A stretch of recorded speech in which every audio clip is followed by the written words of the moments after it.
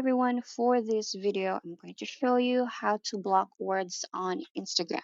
Now, first thing you need to do is go to your profile and click on the three bars on the upper right corner and go to settings.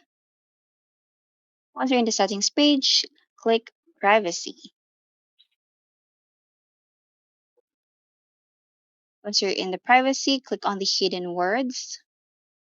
And once you're in this page, you can scroll down and you can see that you can custom words for messages and comments. So you can click manage custom words or phrases. In this bar, you can type a specific word you wish to block, and you can go back and click on hide comments, and also you can hide this on message requests. You can also custom words for your post, so you can click on manage custom words and phrases. Now you can still type a word you wish to block for your posts, and you can go back and click on hide posts.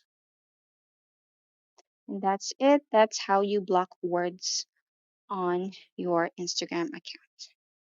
I hope this video helped you. Don't forget to like, subscribe, click on the notification button for more tutorials. Thanks for watching.